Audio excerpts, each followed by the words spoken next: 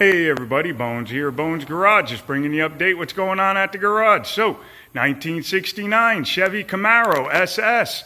We are doing very well with this car. She is coming along great.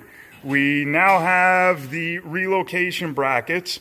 We moved the alternator from this side. We're putting it on this side. The simple reason for that is it's much neater. Now I just take the hoses from the AC compressor and we run them straight back to the firewall. No having to run all the hoses from the firewall, along the fender, across the motor, up and over, and to the compressor. And then, you know, it just looks a lot neater not having all those hoses draped across the motor.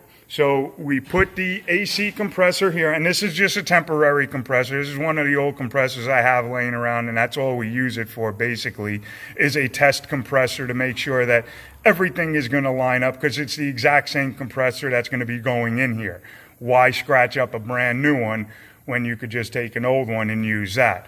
You could see the nice new relocation brackets down here. There's one relocation bracket, and then on this side you can see the other half of the relocation bracket right over there. Again, we'll send all these brackets out and have them powder coated the nice semi-gloss black that they're supposed to be, and it will look really good.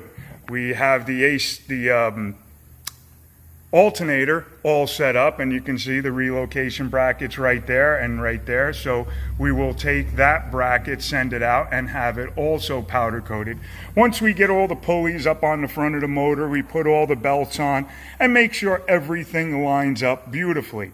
Another thing we did is, you can see here, we have our new wire loom in.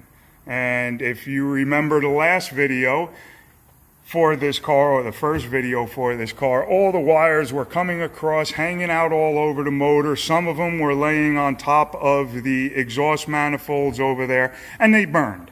So these wire looms are really nice. They're not obtrusive. They don't look terrible or gaudy. They're just there to hold the wires. And it's really nice because when you change your spark plugs, you could just let the wire hang. Like, this is cylinder 2.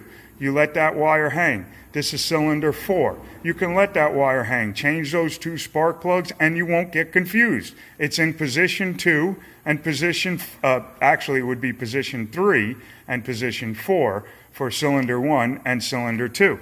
So it's really nice, really convenient, and as you can see, it just keeps the wires away from the exhaust, keeps them from burning. So that really comes out nice. Another thing we have done is we put the magnetic pickup into the coil, got rid of the old points. We also put the coil in there, and that is a 40,000 volt coil. So we go from 20 to 40,000 volts. Also, when you're going from points, guys, you got to remember there is a resistor wire that goes from your fuse block down there all the way across, down the firewall, and right to your coil right here. So you have to take this resistor wire out. The resistor wire actually ends up cutting your voltage from 12 to 7. So this definitely has to be replaced, and you have to put a new wire in. And that's what we do. We take it right out of the bulkhead, and I'll show you on a 69 Camaro. It sits right there in the bulkhead for your electrical.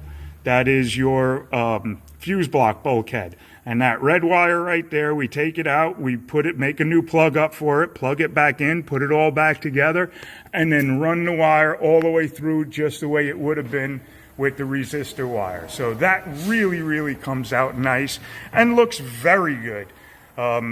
It really wakes the motor up when you go from points to a magnetic pickup, or from a 20,000 volt system to a 40,000 volt. It helps make everything run a little bit better. Another thing we did, we changed all the brake lines, front to rear. Everything's brand new. Lines, hoses, fittings, everything. All brand new. We also, if you look way down there, there's our new power steering gearbox for the steering, and the new rag joint right there. So that's going to be really nice. Can't wait to test that out. The power steering pump will go right down over here. And it'll have a double pulley which will run the alternator and the power steering pump. So it'll guide that. Over here, we have all the old stuff. That's your old steering gearbox, your manual steering gearbox. That is the old power brake booster right there, and your master cylinder hangs off of the end over here. Then we have, this is the power steering pump pulley, which is a double pulley. The alternator will run down this one. The power steering pump will run in this one. This is your water pump pulley, which your alternator will run in one groove and your AC will run in the other groove. That is the new alternator pulley that we need. And then this is your crankshaft pulley, which will have your power steering pump, your alternator, and your AC running in all three, in each of these grooves. Then we have the correct style power steering pump. When you're doing a 69, this would be the correct style Saginaw power steering pump.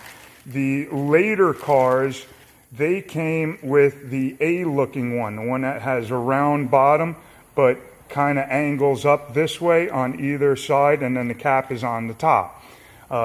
That would be correct if you were doing a later model car, but for this 69, that is the correct power steering pump. And anything that's not the correct powder coat color like these, the semi-gloss black like this here, we'll take that and we'll send that out and have it all powder coated, so this way it looks correct, the way it should look.